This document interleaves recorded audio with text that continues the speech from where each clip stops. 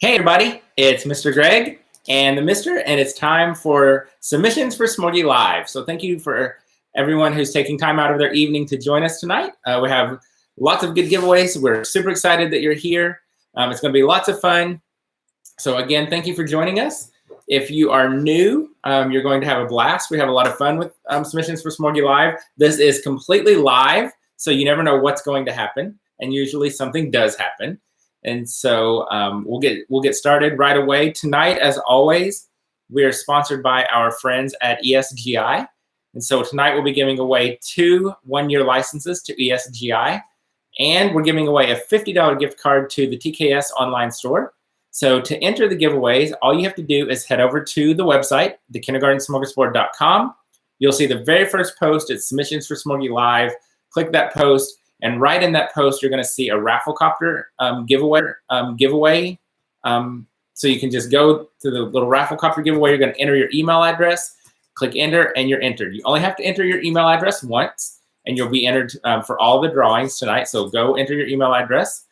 You do have to be present to win, which means that you need to be able to type in the chat and communicate in the chat. So go ahead and if you can't do that, that means you need to sign in to YouTube.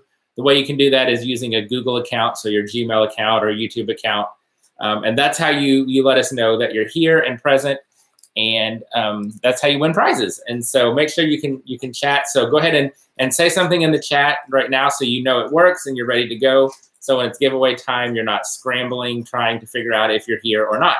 And that's also how you ask questions. And the more questions you ask in the box, the chat, the more we can talk and collaborate. And so it's an open discussion. We ask anything you want to know, any questions you have for us, and we'll be happy to answer them. So the Mr. is sitting here. He's actually behind the computer tonight. So he's going to moderate and get all the questions together and ask the questions, and I'll do my best to answer them. So one of the things that I just said in the chat is to make sure that you know how to chat. Go ahead and type your name and where you are from in the chat. So that way you know that you're here, you're able to chat, you know how to do it. And so if you get called to win a prize, you'll be able to let us know that you're here, because you will have to say something in the chat to let us know that you're here in order to claim the prize. So the way this is going to work tonight, it's the same way it works every month, is I'm going to compile your questions, and Greg is going to answer them live here on video. So if you ask your question, you only have to ask it one time. I'm going to take it. We may not get to it until later in the broadcast, because I try to compile them and ask them within categories. So if you're asking about flexible seating, I try to ask all the flexible seating questions together, centers, so on and so forth. So go ahead and get those questions going here in the chat, and I'll start compiling those. And we're going to do giveaways at different times throughout the chat tonight. We're not going to wait until the end to do them. So you never know when I'm going to say, hey, Greg, let's stop and let's do a giveaway. So go ahead and get entered for those right now. And we've got a question already about Elevate. Wanting to know when when registration is going to open for Elevate Nashville. Well, soon, we hope. So we're planning for Elevate 2019. We have our 4 cities for Elevate 2019. We're finalizing a couple of locations, and as soon as those get finalized, hopefully in the next few days, we will announce the dates and open registration. So hang in there. It's coming. But I'll go ahead and share the 4 cities for 2019 so you can start planning and preparing. So we're doing San Diego in March, Austin, Texas, Chicago, and Nashville. So those will be the 4 cities for Elevate in 2019. So super excited to be bringing it back to Nashville. Of course, is where it's our home and it's where Elevate began. So that's going to be a lot of fun. And again, as soon as we have everything nailed down and everything is ready, we will make a big announcement. We'll flood your social media with all that information and get registration open as soon as possible. I think we only have Nashville left to finalize, and so we think we have the location. We're going to go meet with them tomorrow and hopefully get it finalized, and then we can open registration for everybody. And we can't wait to see you all at Elevate in 2019. In the meantime, you can go ahead and get registered for San Diego. Yes, so it's go ahead and register for San Diego. It's March 16th, 2019, so it's coming up in March. The way you do that is you head over to elevateyourclassroom.com and you can get all the details and get registered right there at elevateyourclassroom.com. So we'll be in San Diego on March 16th in 2019. So go ahead and get registered. Last I heard, we're getting close to halfway sold out. So the tickets, it will sell out, and it will probably sell out quicker than you realize. So if you want to join us in San Diego for Elevate, go ahead and get that ticket, get registered right now. And so you don't miss out. Because what always happens is we keep announcing people, hey, it's getting close. We have this many, and then it's sold out. And then we start getting all these emails about, oh, I missed it. So if you're wanting to come to Elevate San Diego, get registered today. And that's what's happening right now with Orlando. We sold out about 3 weeks ago. And almost every day now I'm getting emails from people saying, my team would like to come. If you have any openings, let me know. And we're not going to have any openings. When we sell out, we're sold out. There's no more seats to open up. Once we reach 250, that's our max is 250. So once we hit that number, there's no more seats to open. So don't let yourself get caught in that predicament with San Diego. Go ahead and register right now. So we've got questions. We're all flying in here and compiled, but let's go ahead and get started with one that is actually a pretty good one. It's one we get quite a bit. It's from Jennifer. Where do you get your breakfast and work trays? I have 29 kids and I need something similar. Yeah, we get this question a lot because we do breakfast in the classroom. We do Foodie Fun Friday every Friday, which means we cook and make a snack every Friday. And we also we use the trays for mad science and other things as well. So the trays that we're using this year actually came from IKEA. What I like about them is they're a little bit deeper.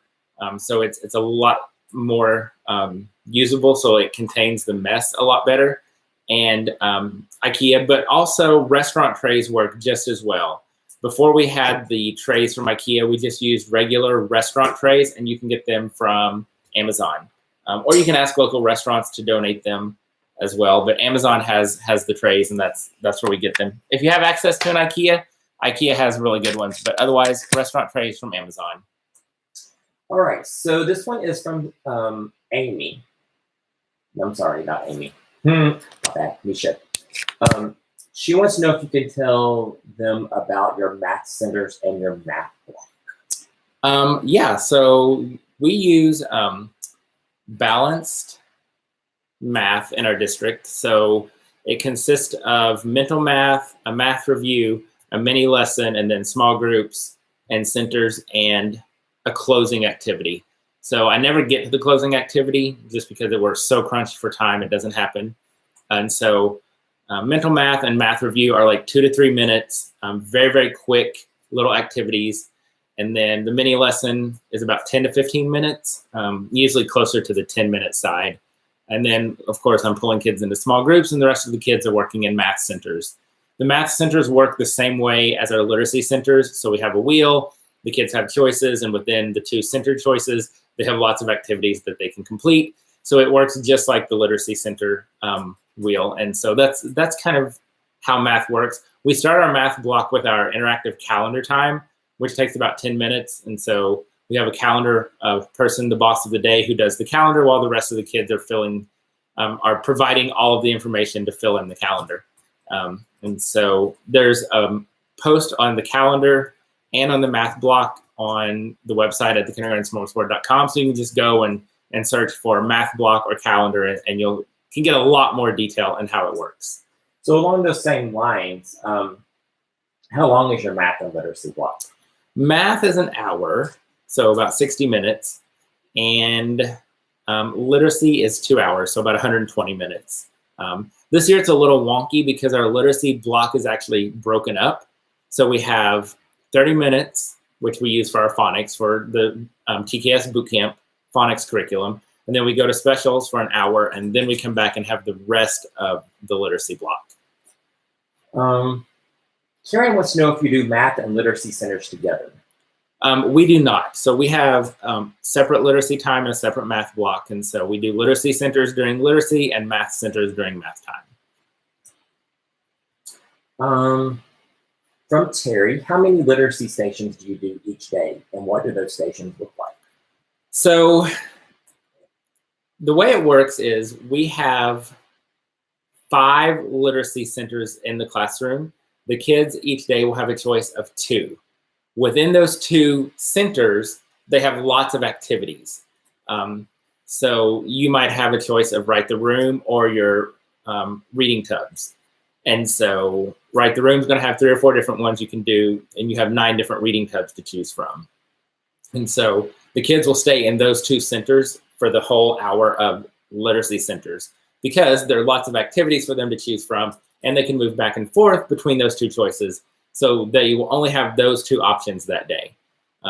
So the kids might do 2 centers, like centers being the big choice, but then lots of different activities within those 2 centers. What they look like, so what you're going to find in our literacy tubs, first of all, they're very targeted, differentiated activities. So it varies from group to group, but really what you're going to see are all of the centers that we've created. And so it's going to be simple games that are high interest, very engaging for the kids, rigorous, but yet developmentally appropriate. And so lots of puzzles and word building and matching and, spinner games and lots of just, very hands-on things the kids can manipulate and move around. Easy to prep for us. The great thing about our centers is that once you've introduced the centers at the beginning of the year, they stay completely the same as far as the process goes. And then, so for the rest of the year, you don't have to reteach centers every time you change centers because they can just grab and go. So a quick question about your math block. Is calendar part of your math block? Yes. So what we did was we took the calendar out of the morning time because we do morning meeting. So it makes more sense to do calendar as the start of the math block because there's so much math content within that calendar time. So the calendar is the start of our math block. This one is from Casey. You use a reading curriculum. Our admin wants us to look at a new one. Currently, we design our own. So in our district, we have Journeys as our reading curriculum. However, we're not required to use it. It's considered a resource. And so in our school, we don't use it. We do have a scope and sequence from the district that we have to follow, which kind of lays out our year for us. So what we use is we use our boot camp, the TKS boot camp for phonics. And then we use, right now we're using the Read It Up, our new Read It Up creations for reading. And those have been really helpful, have really helped the kids, and they've been lots of fun. So, and then of course, the research projects that we have also serve as part of our reading curriculum. This question's from Stephanie. How do you introduce new reading skills in whole group or small group? What are some activities? Hey, Stephanie. So it's when we're introducing a new reading skill, as far as like a literacy, like comprehension type skill, we do it in whole group. And so let's say we just did, last week we did Creepy Carrots. And so we were working on retelling using sequencing words, first, next, then last. So we read Creepy Carrots, and then we talked about what happened first, and we did a class anchor chart of what happened in the story. Then the kids went and they drew what happened first, next, then last. So that's how we do it. It's done whole group. And then the kids, after we work on it whole group, they have something to do independently. So I can see how they're doing with that skill. And we will continue to work on that.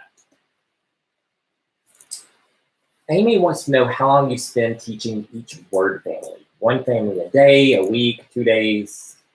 So we do one word family for 2 days.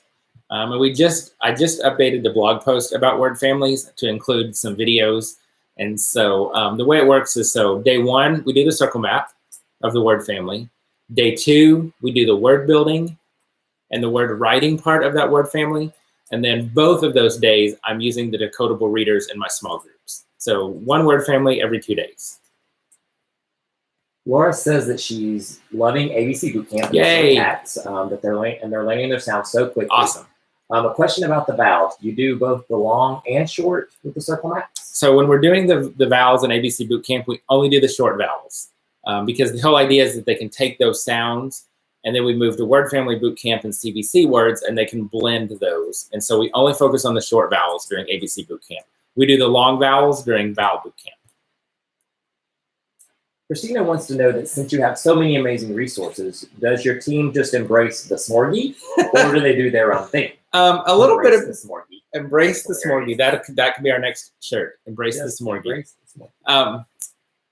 It's actually a little bit of both, and so we all because the district has a scope and sequence. We're all teaching the same thing at the same time, and so we're using we're all using the TCAS bootcamp curriculum. So we use all those. We're all doing the same word family at the same time. We're teaching the same skills and reading a lot of the same books. This year we've worked really hard to even try to be more uniform. So like when we go back, we're going to do pumpkins. And so we've mapped out like Monday we're doing this with pumpkins. Tuesday we're doing this. So we're all teaching the same things. They all use my resources, my creations. Of course, I give those to them. That's the benefit of being on my team. But everybody's different and every classroom is different. So we're doing it in our own way, but we're all doing basically the same thing at the same time. Susie said that she implemented a wheel last year. I have a problem with kids leaving their station unfinished to switch and start a new one. How do you handle this? So it's a couple of things. Training and setting the training and the expectations at the beginning. And being firm with that's one of the first things that we really work on at the beginning is you get a tub, you do that tub, and when you're done, then you can do something else. So it's the training, it's that expectation, and consequences. So my kids know that if you're not doing what you're supposed to do, if you're not following the rules during centers, if it's literacy centers, you have to clean up and you get a clipboard and a pencil and you write sight words. So they lose their fun, they lose their choice, but they're still learning. And in math, it would be writing numbers. So you maybe kind of go back and work on some of those routines and procedures and expectations about staying in your center or your tub until you're finished. From Kate, how many kids are allowed to do each center activity within the groups? So it varies. It's totally up to the kids. So it goes back to giving them that choice. So if they want to work on it by themselves, they're absolutely free to do that. If they want to work with a friend in their group, they can do that. If the whole group wants to work together, that's fine as well. It's completely up to them. The only time I will step in is if it gets a little too loud or chaotic, then I might step in and say, hey, you two go do something else and then come back. But it's up to the kids. So I need everyone to do something for me. I need you to enter the giveaway if you've not done so yet. The way you're going to do that is you go to the kindergartensmorgasbord.com. You're going to click on the first blog post, and the first blog post is titled Submissions for Smorgie Live, October 2018. Once you do that, you get in there and you're going to see where it says enter giveaway below, enter email address only one time. So you just click there, put your email address in, and bam, you're entered. And you're entered for all of tonight's giveaways. And the reason why I need you to do that is because I'm ready to do a giveaway. But we only have, as of right now, we only have 38 of you entered, and there are 118 of you watching. So I want to make sure that everyone has a chance to win before we do a drawing. So I want as many of you as possible to get your email addresses entered for the giveaway. So again, go to the kindergartensmorgasbord.com, click on the very first blog post, which is titled Submissions for Smorgie Live, October 2018, and enter your email address there. So I'm going to give you about 5 minutes to kind of get that done while we answer some more questions, and then we're going to do our first giveaway tonight. All right, back to questions. This one's from Misha. Can you talk more specifically about your math centers and what activities the kids do in each center? So we have math tubs, and that's where they're going to be doing, the matching games, the spinners, working on numbers, counting, 10 frames, adding and subtracting, place value, tally marks, all of those things. That's where they're going to be working on those skills. Then we have math the room, which is basically counting the room. So they have a count the room, so they can walk around, count the pictures. Very similar to write the room. We do have the count the room for the whole year creation that's available in our store that the kids love. Then we have technology. So, they're going to be using QR codes with the iPads. And so the QR codes are differentiated. So they're going to be working on numbers and counting and 10 frames and all those math skills. And those are available in our store as well. And then we have 10 frames and graphing. And that's where they can choose 10 frame cards where they're using manipulatives to make the 10 frames, or graphing. They use our C-Count graph resource to practice counting and graphing and data analysis. So those are our math centers. All right, so we're going into some reading questions now, and I've got several of them. The first one is from Jan. She wants to know, what are some of your favorite read-alouds or literature studies for November? Oh gosh, for November. The Thankful Book by Todd Parr is perfect for November. That's always a must-do. Run, Turkey, Run is a really good one. It's a great one to use and to work on verbs. And so it gives you lots of opportunities to learn about verbs and have the kids acting out different verbs. Stone Soup, of course, is a must-read in November. So we actually read Stone Soup the day before we go on Thanksgiving break, and the kids all bring in vegetables, and we make stone soup, and we put the stone in the stone soup. And then the soup always picks one of the students to get the stone. And it's always the soup, which is really me, always picks somebody who is very deserving of the stone, and it becomes a really big deal for the kids. It's always one of those really powerful moments in the class when somebody takes their first bite and there's the stone in their soup, and it's the kids are excited, they're cheering for that person. So that's a must do. And there are lots of versions of stone soup, so it really lends itself to some great literacy and literature studies. 'Twas the Night Before Thanksgiving is a good one. 10 Fat Turkeys in the Road is a good one. There's another one in my mind and I can picture it. But I can't remember what it is now. Anyway, it's about turkeys and hiding the turkeys and then wearing disguises, so that's another good one as well. Do you have a blog post about any of those that are something for November where people go and get more ideas? I do not. But there are a blog post about favorite read-alouds? Yeah, but I don't know that there are any. For the beginning of the year. That's a good idea. Let me make a note of that. Favorite November read-alouds. From Laura, what do you use for your guided reading groups?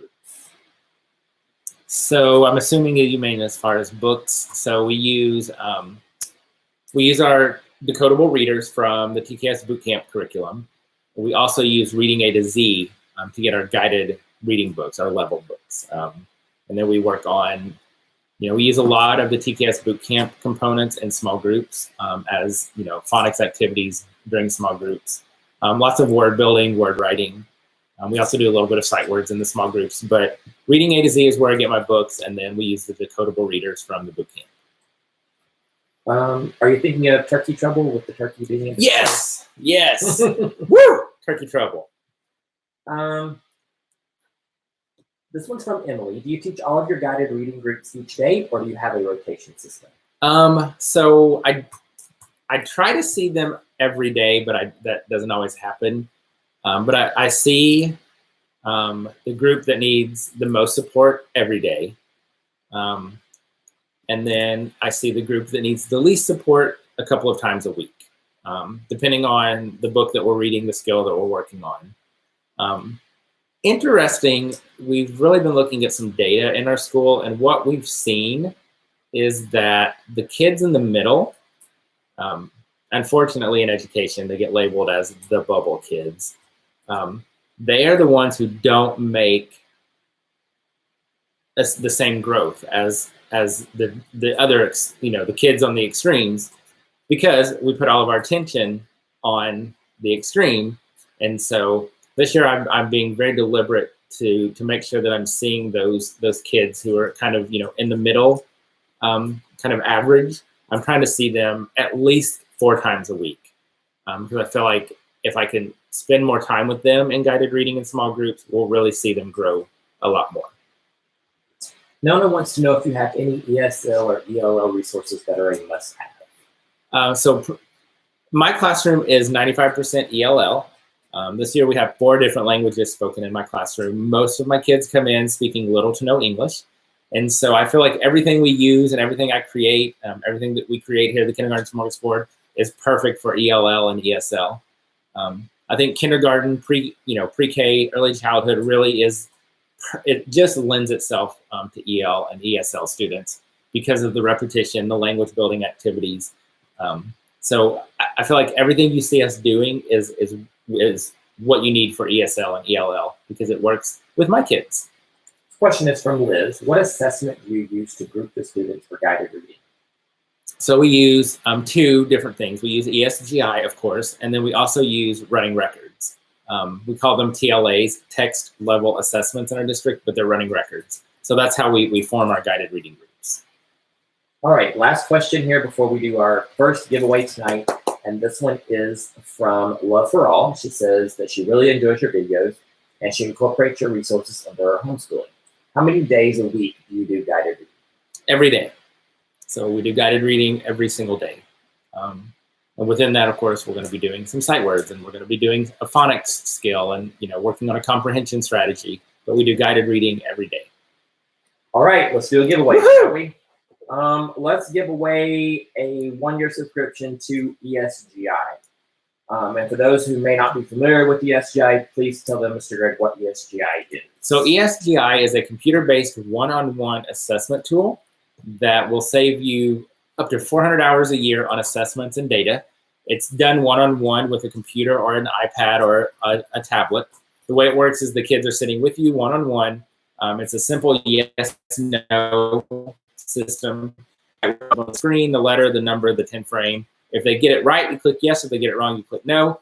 And then bam, you're done. It takes just a few minutes. You get immediate data and feedback right there. The kids can see the graph. You see the graph. You can talk about it.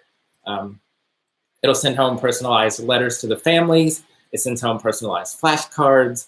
You can see growth history. You can set up your grade in there. You can set up a grade book in there. So it's calculating grades.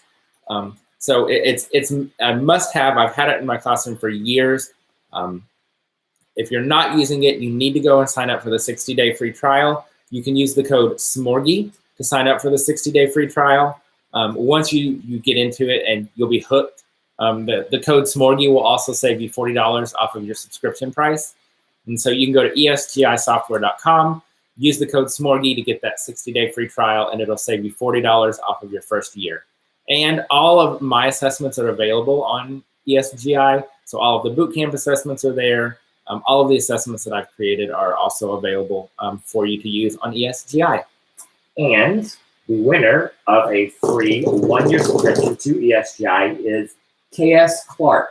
I think her name is Kim, but it's entered as KS Clark. So KS Clark, if you are here, please type here in the chat so that we know that you're here and we can get you your free 1-year subscription to ESGI. That's a $200 value.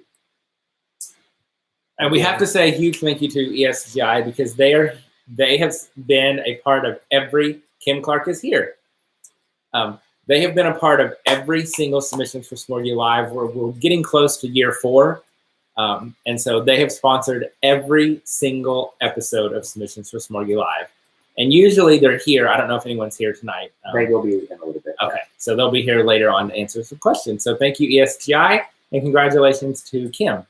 All right, Kim, so we will be in touch via email shortly with instructions on how to claim your subscription. Actually, ESGI will be in touch. We ask that you give them 48 hours to reach out to you. So just be on the lookout for an email from ESGI Kim and with instructions on how to claim your first or your subscription.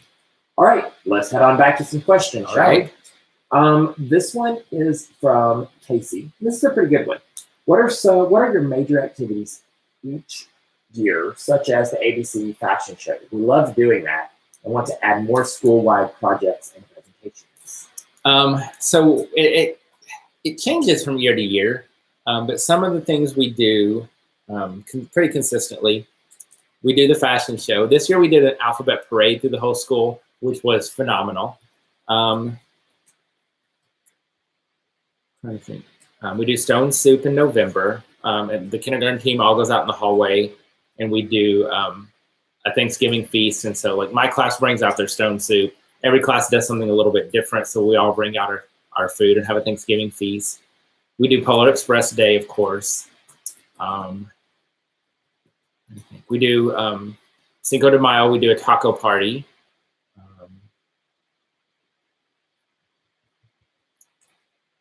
What else do we do?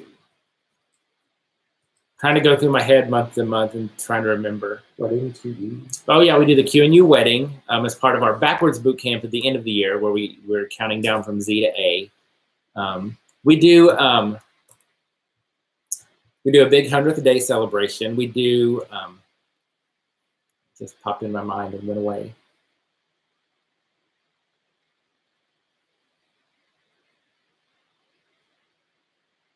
We're going to the next question. Yeah, it'll come back to me. That's a few good ones. Yeah, that's a few good ones. So other people can share your ideas there in the chat. If others have ideas on some things that you do that are school-wide, please share that in the chat so that others can get some ideas, and I will read them back to Greg as well, so he can have some ideas. I remember it now. We do Dress to Impress Tuesdays, and so on Tuesdays, all the kids and adults in the building are encouraged to dress their best, to dress to impress. So boys wear bow ties and ties, and the girls come to school wearing their beautiful dresses. And so that's something we do. And the kids love it. It's amazing. It's so much fun to see them all dressed up. And you can feel a difference in the air on Tuesdays when everybody's dressed up. That's what it was. Haha. Stephanie wants to know if you can walk them through a small group lesson. Yeah. So we followed kind of Jan Richardson's model. So we start with a quick little warm-up activity. We do a little bit of sight words. Then we read. And then we work on a reading strategy or comprehension strategy. And if we have time at the end, we do a little bit of writing. But the writing, as Jan says in her book, doesn't always happen. So the warm-up activity for right now has been letters and sounds. So I'm just going through the letter cards quickly. Then we do sight words. And so not necessarily the sight words that are in our books, but we use the sight words that we're learning that week. So we might, review them quickly. They might have to write them on the whiteboard. They might have to do a quick matching for a couple of minutes. Then we do, we read, and then we'll do some phonics. We'll talk comprehension strategy. Then we'll do phonics. So we might do picture of sorts or word building or word writing. So that's what we do. This is from D. Boone. Do you teach handwriting as a lesson? During ABC Boot Camp, we do teach handwriting as a lesson. It's an explicit instruction of how to correctly form the letters and have good handwriting. But after ABC Boot Camp, it's no longer a lesson, but it's something that we work on informally throughout the year. All right, I think we're ready to go into some classroom management type questions. Actually, here's one more. This one's about math.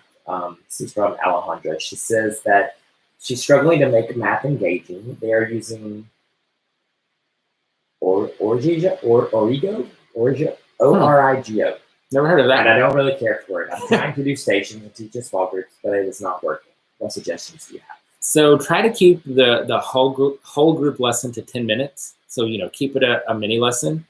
And then pull kids into small groups and work with them as needed. And then with the centers, because really it's going to come down to the kids being able to work at centers so you can do the small groups. So it might mean that you need to kind of slow down for a few days or a week or two and really work on those procedures for the math centers. And then you can go back to pulling those small groups. But really make sure that those math center procedures and expectations are firm and solid, because that's what's going to allow you to do math small groups. So you can check out the blog, thekindergartensmorgasbord.com. Lots of DIY stuff that you can do for math centers. We also have tons of stuff on TPT and on the TKS store that you can use in your math centers. Because the more engaging the activities in the math centers are, the more the kids are going to want to do them. So it's going to cut down on a lot of that behavior issue as well. All right, so let's head into some classroom management questions. But I tell you what, before we do, let's do another giveaway. Woohoo! Let's give away something. Yeah, let's give away a $50 gift certificate to the TKS store. Yay! So you can go to the tksstore.com. All of our resources are there and they're available. It works just like TPT. You create an account. You always have access to your purchases. If something gets updated, you have access to the updates.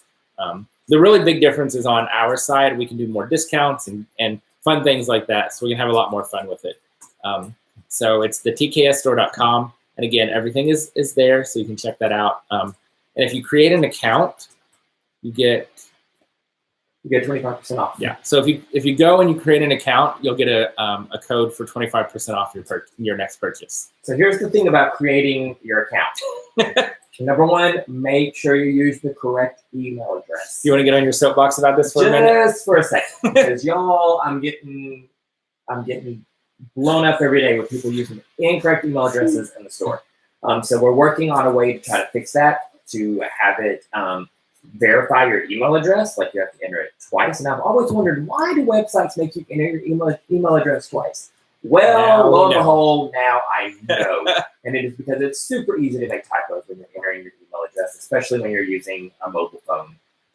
So be very careful when you're entering your email address and setting up your account or making a purchase at the tksstore.com. Because whatever email address you use, that's what the system's going to know, and it knows nothing else other than what you entered. So the second thing I want you to know about setting up an account is that you also activate it. So you're going to set up and activate your account. Once it's activated, then you're going to receive the code to receive 25% off your next purchase. So you'll just set up your account, check your email, you'll activate it, bam, you'll get 25% off. And this person has just won a $50 gift certificate to the store. And I know her well. She's on all of our social media. It's Miss Nikki Mason. And I've seen her name pop up several times. I know that you're here, so congratulations, Nikki. You just won a $50 gift card to the tksstore.com. I will shoot you an email with information on how to claim your prize. I also want to make sure everyone knows that we've just recently updated a lot of our fall creations and our Thanksgiving research projects. So be sure to go and check those out. If you have not been to the store recently, go and check those out for the latest updates. Or if you already own them, just re-download and you'll get the update for free. So the updates really just make them a lot easier to prep, much more ink friendly, and they needed updating. Now they all kind of fit into what the kindergarten smorgasbord looks like, and they're just better now. And here's so I just got a question. I saw it just pop up. You have a list of your greeting activities. So that is one of the creations that's at tksstore.com is our morning meeting greetings. So if you head to the tksstore.com, you'll see it. It's right there in one of the featured products, and you can purchase that and get a list of how many are in there? 26, I think. Maybe close to 30. Yeah, 30 greetings. There's a ton of greetings in there for you. Yeah. So within that, you get you're going to get directions on the greeting. You also get a link to a video so you can see the greeting in action, and then you also get little cards that you can print off. And I wish I had mine to show you. It's actually in my closet. But you get it. So I put mine on a ring, and so I can flip through that each week and say, okay, this week we're going to do this greeting. So it just makes it nice because you get the directions, the video, and then you have the little cards. So you always have that handy as well. All right, let's get back to the questions, and we're heading into classroom management type questions. And the first one is from Rebecca. She says she's tried using the doorbell for her classroom management, and her kids are just not responding to it. It's like they just hear the sound and keep going. What can I do to change that? So it's just like anything else, any other procedure, expectation, or routine. You have to train the kids on exactly what you want them to do. And you have to model it and practice it and practice it. And so when you go in on Monday or tomorrow, I'm on fall break. That's why I say Monday. So if you go in tomorrow, set them down and say, okay, this is what the doorbell is. This is what it sounds like. This is what you have to do.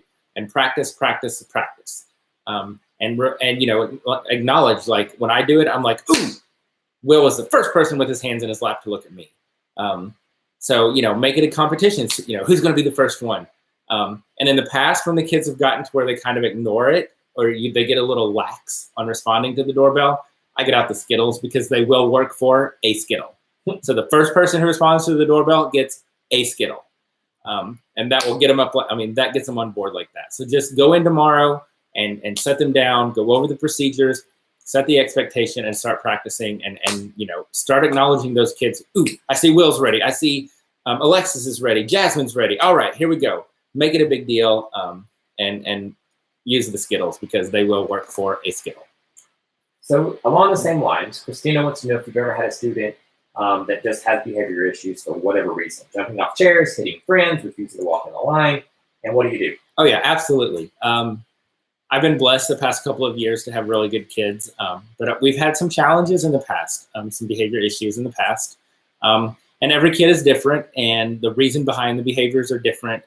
What they respond to is different. It's a matter of getting to know the child, building that relationship, getting admin involved, family involved if possible. It really depends on each kid. Try acknowledging positives, using, a choice board or, setting up some kind of behavior contract. It really just depends. And so, there's never a magic bullet that solves all those problems, unfortunately. But the big one will always be the relationship. Always, always, always that relationship. So make sure that you're really spending time bonding with that child, finding things that interest them, incorporating those interests in the classroom, and that always helps. Otherwise, it's just about trying to figure out the causes of the behaviors, what are they going to respond to, and those kinds of things. So this one is from Celeste. How do you manage flexible seating in Lincoln? Pretty easy, because we don't have a lot of stuff. And I think this is what's happened with flexible seating. And we got on our soapbox about this last month. So flexible seating is really about one thing. It's about choice and voice in the classroom. And that's it. It's about giving the kids the choice of where and how to do their work. What has happened over the past couple of years is that it's become about stuff. Well, the problem with stuff, and the more stuff you bring in, the more you have to manage, and the more opportunities for issues to arise. So in our classroom, we do every single thing on the floor. That's it. We have one table, and we have a high top table that the kids can sit in, but that's it. So we don't have anything for them to I don't have to manage anything. So the less stuff is probably easier to manage. But again, it's just like everything else. It's setting expectations. The rule is in our classroom, once you pick a spot, that's your spot. You have to stay there till you're finished. It's, safety, watching where you're going, walking, cleaning up your mess, all of those things. But because we don't have a lot of stuff, there's not a lot for me to manage. But if you are using stuff in your classroom, that's great. I'm not saying to get rid of the stuff. I'm not saying that, it's bad. Just know that for each piece that you have for flexible seating, you're going to have to set expectations and procedures, and you're going to have to manage that. And so make sure you have very explicit procedures for each piece of flexible seating that you have. So we had another question about flexible seating, and she wanted to know if you only do it during certain times. Of course, you just answered that question, but she said she's trying to incorporate it in her room. And so I think you answered it that that's all you use. Yeah. If it's whole group instruction, we're all together on the carpet. But any other time, they are free to sit wherever they want in the classroom. And for more information on flexible seating and how Greg uses it in his classroom, go to the kindergartensmorgasbord.com, and in the search, type "no tables, no desks," and you can read all about how he implemented it and exactly how he uses it in his classroom. This one is from Stephanie. What does your behavior management system look like? So we don't really have a behavior management system in our classroom. We have one rule in our classroom, and that's to be your best. And everything else is built on relationships, procedures, and expectations. And so, the kids, they know exactly what to do. They know how they're supposed to do it. They know what I expect of them. They know that they strive to be their best. If they don't, if they make a bad choice, if we have an issue, we just stop and talk about it. Whether that's a whole group conversation during morning meeting, or, Jason can attest, he was there one day and centers got a little wild and crazy. And we cleaned up centers, and we sat down, we talked about it, the kids are saying what they were doing and how they could fix it. And then, back to work we go. So that's really our behavior system. It's not about, clip charts, which are fine. I don't have an issue with those. But it's really about, procedures, routines, expectations, and it really all comes down to relationships. So going back to flexible seating, how do you manage student supplies and notebooks with flexible seating? So we do community supplies, and so all of the stuff is on a shelf. And so if they need a pencil, they go grab a pencil. If they need crayons, they grab a crayon box. And so they need a glue sponge, they grab a glue sponge. They share everything, which is great because we don't have a lot of issues fighting over stuff. They take better care of the stuff because they have to share. For their morning journals and their notebooks, we just have tubs from the Dollar Tree in different places. And so they know where each one of those goes. And just like with the No Tables, No Desks, for more information on community supplies, just go to the kindergartensmorgasbord.com and type in search community supplies, and you can read more about how Greg uses community supplies in his classroom and see pictures. And I believe there's even a video there. I think so, probably. So we've gotten 3 people that have asked about the trampoline, from Kim and Genevieve, and then there was someone else just a moment ago. So how do you use the trampoline in your classroom? So the trampoline in the classroom is really just used as a behavior incentive. So when the kids come in the morning, everybody gets to bounce into the classroom. At the end of the day, during our dance party, we bounce on the trampoline before we pack up. And then the rest of the day, it's just simply a behavior incentive. So I'm like, ooh, I love how Will is singing. Will, get 10 bounces. Oh, Alex used good manners. Alex, get 5 bounces. I like how Violet cleaned up that mess. Violet, get 10 bounces. So that's how we use it.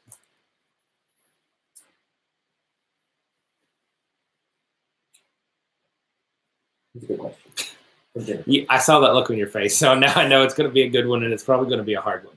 No, not really. Okay. This one's from Jennifer. And she says the OT at her school insists we do all of our handwriting at a table to encourage proper penmanship. You have research about that? Some research. We have some links on the blog, on the website about this. It really goes back to tummy time.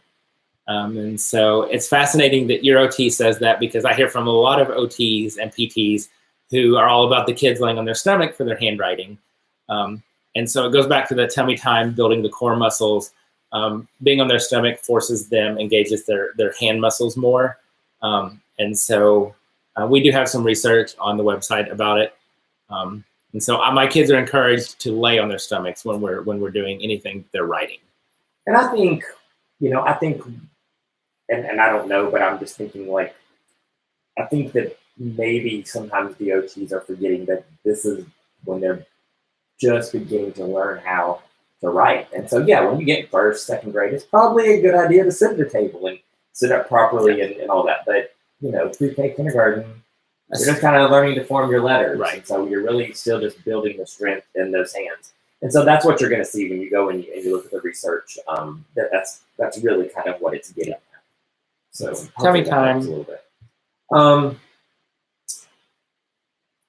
From Katie E. How do you handle the energy of some kids? We go outside and run first thing. We do lots of movement. I have flexible seating, but I still have a couple boys who always roll across the park.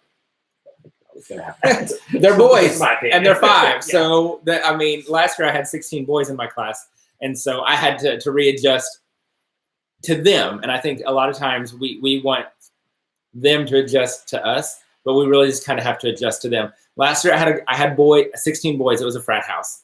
And like at the beginning of the year, we spent a whole lot of time like going back and coming to the carpet the right way, because they would run and roll and wrestle, but everybody made it to the carpet and no broken bones, no bloody noses. So I got to where I was like, okay, these are boys and they need to be boys.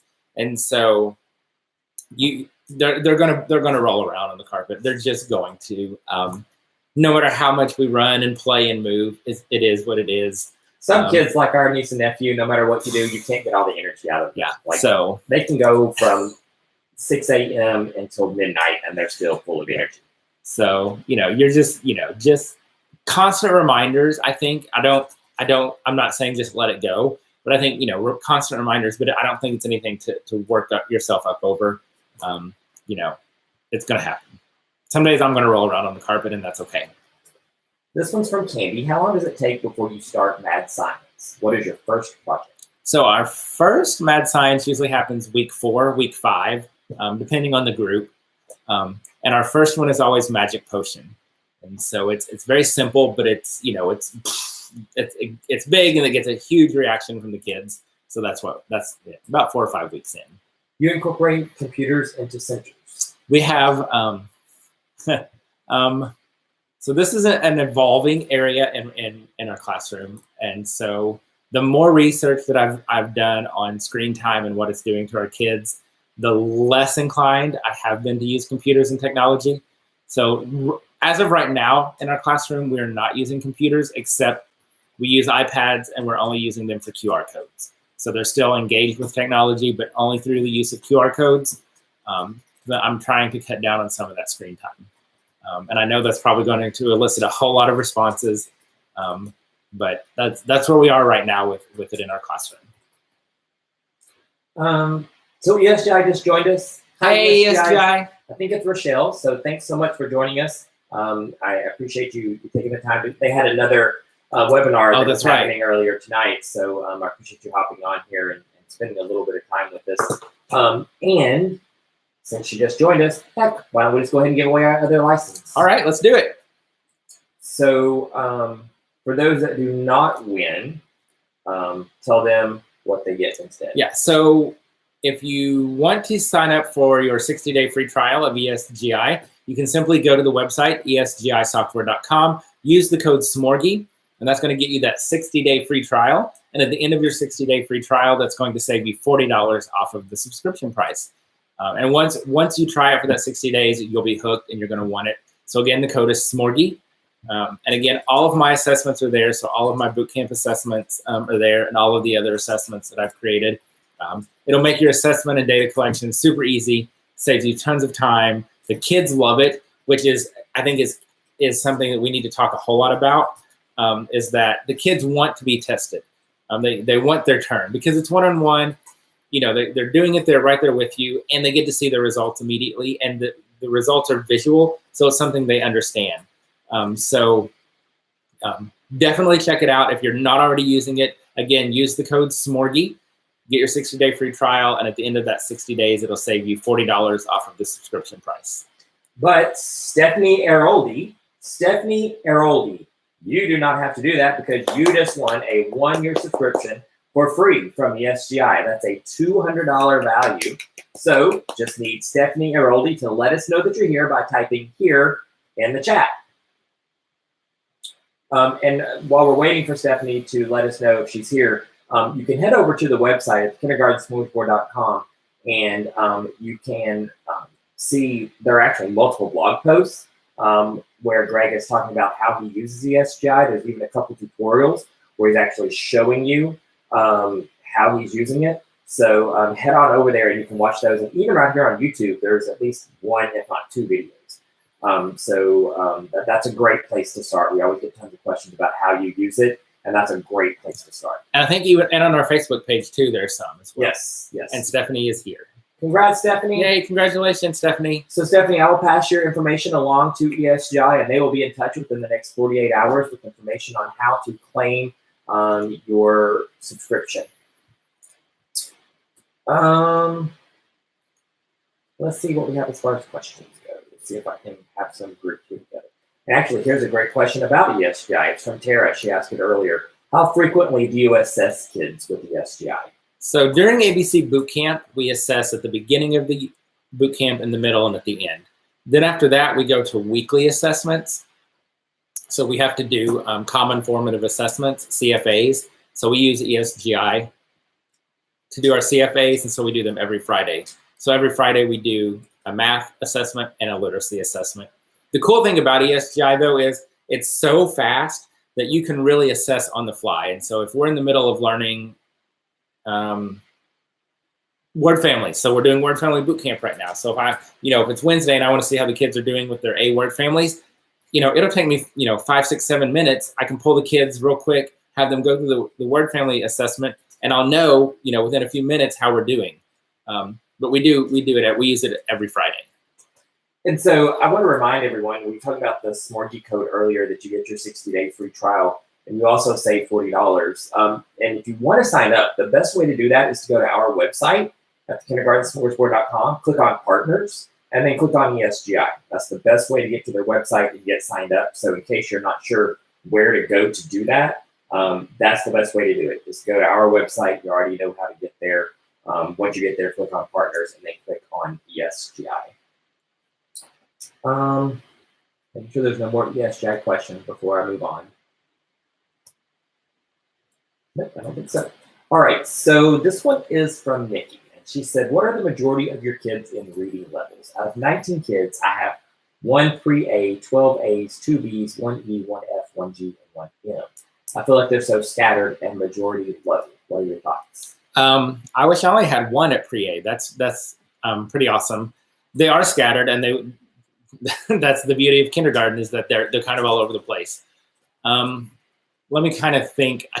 I don't have it in front of me, so I don't have exact numbers, but I have one reading at, like a pretty high, like close to an M as well. I have maybe 5 pre-A, 5A, 5B, and 2 or 3 at C. So that's kind of where they are. So pretty scattered, and I think scattered like that is completely normal. And I don't, based on what of those numbers, I don't think your kids are low at all.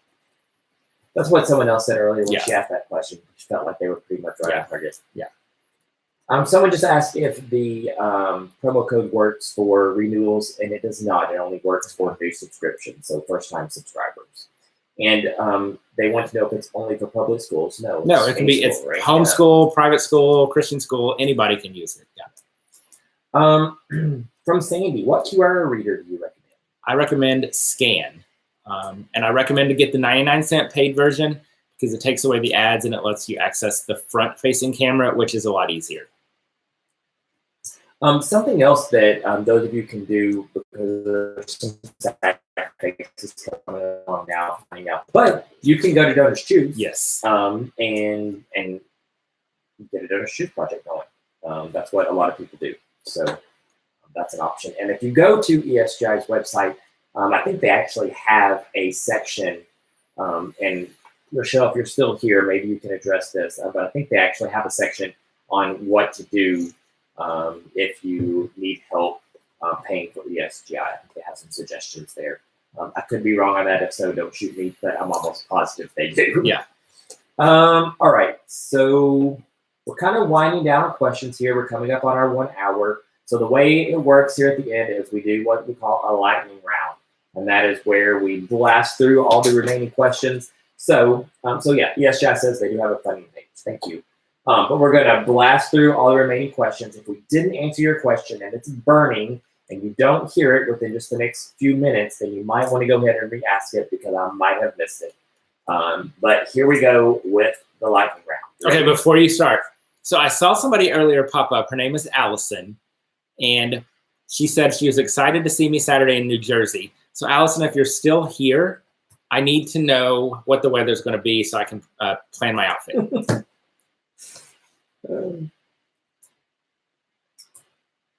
Okay. Now we're ready. Hold on. Okay, I'm ready now. And there's not a time. Okay. So if I've missed your question somewhere along the way, please go ahead and re-ask it so that we can get it during the lightning round here. First question. Remember, these are brief. This one's funny. Actually, I'm going to say this one. Okay. This one's from Laura. How do you deal with tattling, whining, and tantrums? Oh, super easy. When they come up to me, I ask them 3 questions. And nobody get offended at this because it's meant to be a joke and it's funny. Are you hurt? Are you in danger? Are you dead? If you can't answer yes to any of those, then I don't need to know about it. Go figure it out. So please, nobody email me and be offended that I asked them that. It's meant to be funny. From Kimberly, what do you cover during morning meeting? So we do a greeting, an activity, sharing time, and the morning message. And so those are the 4 components.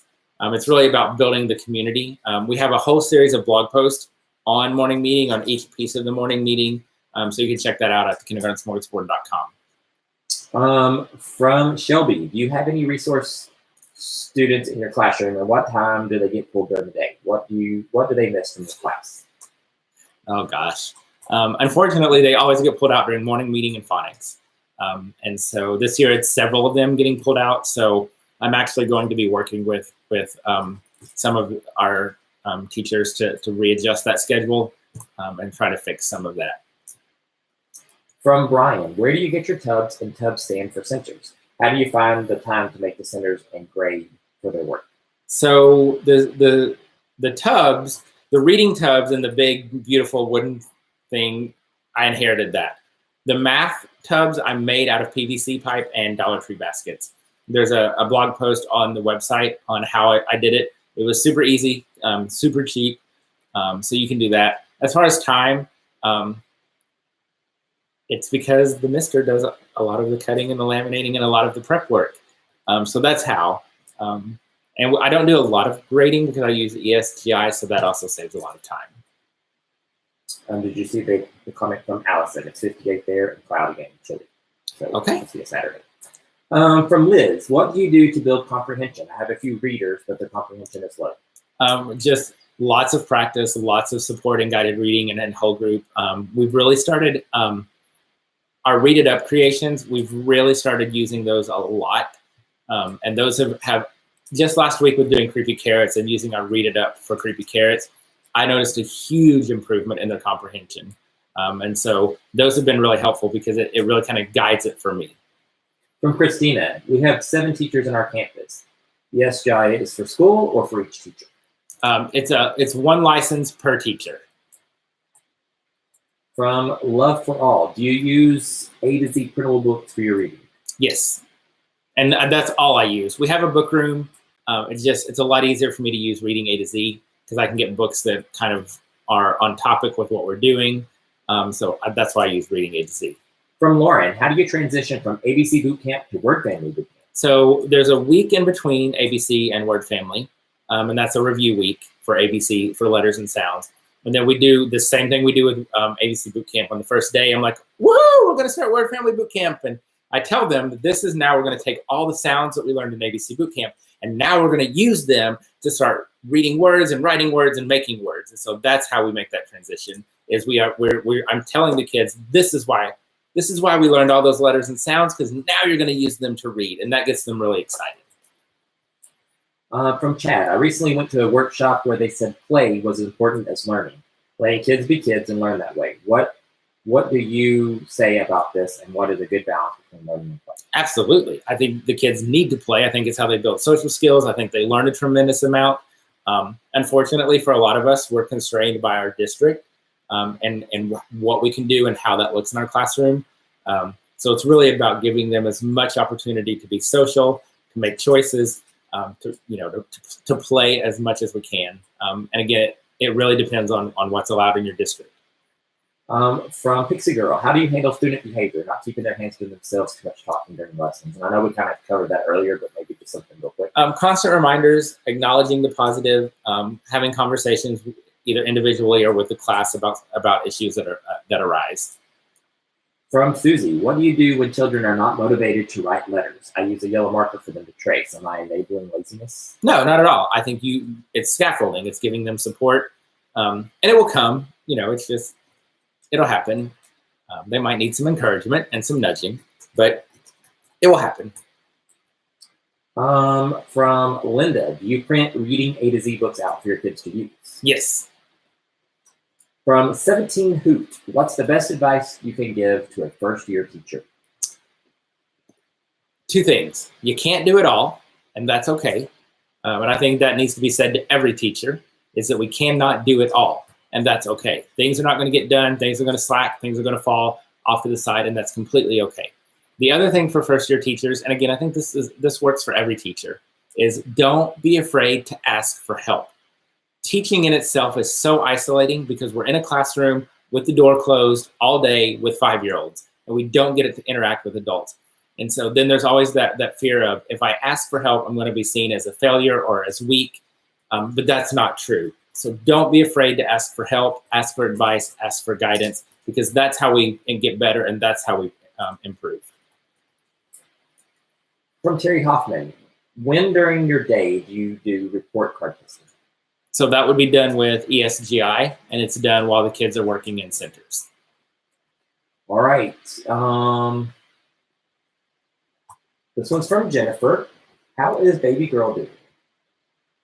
She's talking about Miss Lulu. Oh, Miss Lulu is actually doing very well. I just posted an update on Instagram today about her. She's actually here with us somewhere. But so if you don't know, Lulu was diagnosed about 15 months ago with terminal bladder cancer. They gave her 6 to 12 months. And here we are at 15 months, and she's still doing amazingly well.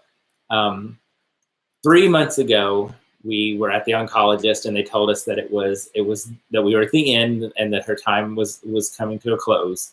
And so we kind of thought we had a few days or a week left with Lulu, and here we are 3 months later, and she's going strong. She's as happy as she's always been. She's playing. I wish you all could have seen her earlier, right before we came on. She was running around the house like a crazy person. So she's happy, she's eating, she's playing. We keep her on her medicine so she's not in any pain. She's not suffering or uncomfortable. So she really is a miracle. If you think about it, they said, 6 to 12 months, we're at 15 months. 3 months ago, they told us that we only had a couple of days, and the oncologist was really pushing us to make a decision. But here we are, and she's as happy as could be. So thank you for asking. I mean, we were so much to the point that we thought it was time that we didn't groom her. She went like 3 months with no grooming, and my mom started to say she was like a homeless dog. We were starting to feel the same way, so we took her and had her groomed. And, so now they had to cut her super short because it had been so long, and now she looks like a different dog. She doesn't look like Lulu anymore. but yeah, we're super happy she's doing well. Give her more steak. She would love more steak. She would. I think that's for the most part it. Any word on the adoption? No, we're still just waiting. We know that our profile has been presented to birth mothers. It's been viewed online quite a bit. So, it's only been a month. So we're just waiting. Seems like a lot. Just talking about it earlier. I was like, oh my gosh, nothing's happening. Yeah, Greg was like, babe, it's only been a month. Yeah. Cool. So yeah, but thank you for asking, and keep us in your prayers for that to work out. So here's how we can end, and we usually kind of end with this anyway.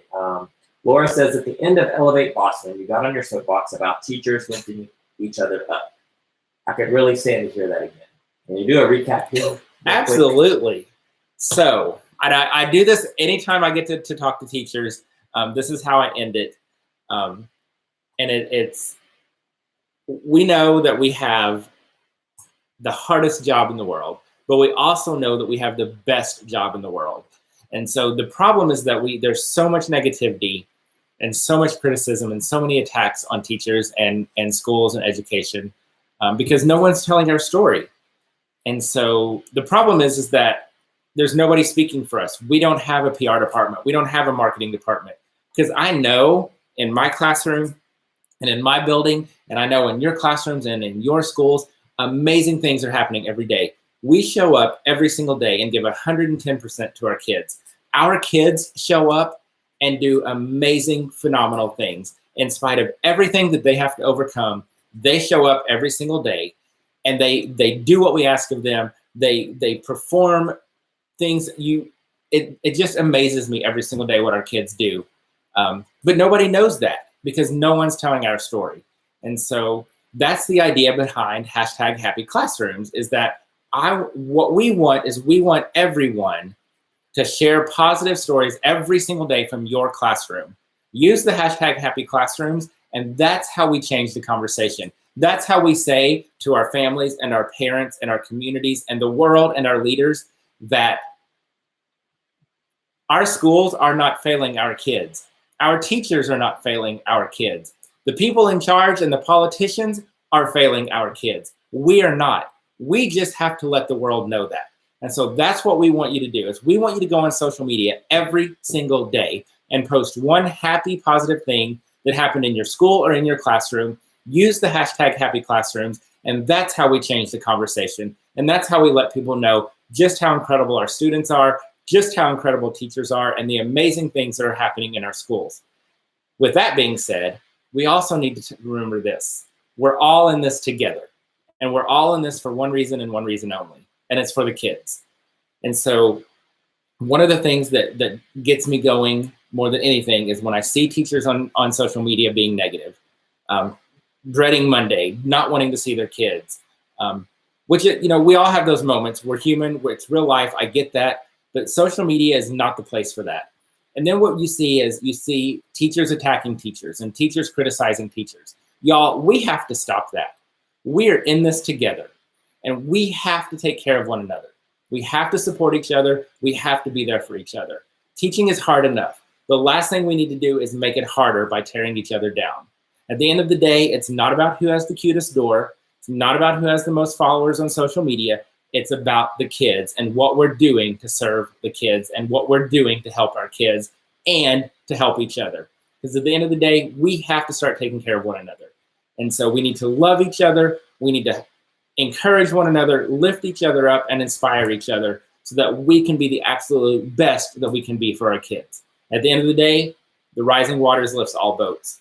And so be that person that lifts others up, spread that positivity, spread your passion, and support one another. Be the person that your friends and coworkers can come to for support and a place to vent. We all need a place to vent.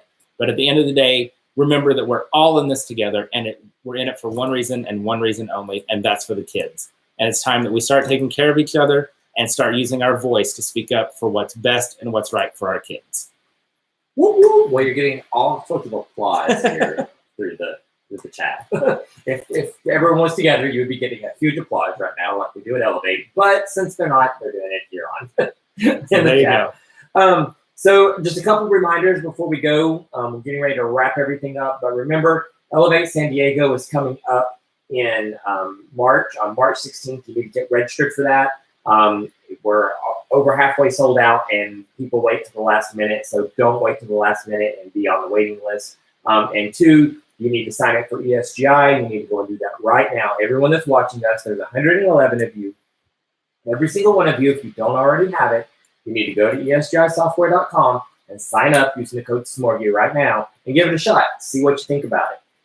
Third thing you need to do is create an account with tksstore.com. When you do that, you're going to activate your account and you're going to get a code for 25% off your first purchase. So those are the three things that we want to make sure you remember tonight as we begin our broadcast. And I have to say this. I just saw this come across. Y'all, Nikki Mason has been teaching for 43 years. Go, Nikki, go. That is amazing. 43 years. That's incredible. So that's inspiring to all of us. Congratulations, Nikki. That's awesome. And she won a $50 She did. So and you know what? Before we go, let's give away one more. Awesome. Let's do two. We did two ESGIs. Let's give away two. All right. So see, those of you who stuck around to the end, look at that. You might win another prize. Teresa Green, are you here? Teresa Green, if you are here, you just want a $50 gift certificate to the tksstore.com. You just got to type here in the chat. And if you're not here, we're going to go ahead and draw another name real quick because I'm ready to go and lay down on the couch. Teresa Green, are you here? She's here. She's here. Yay! All right, Teresa, so I'll be in touch via email with directions on how to claim your prize. All right, that's it. All right. Well, thank you guys so much for joining us. I hope you found it helpful and you got lots of good ideas. We'll be back again next month on the third Wednesday of November. I'm not sure what the date is, but it's always the third Wednesday of the month. So we will see you all next month for the next Submissions for Smorgie Live. Bye, everybody. Bye.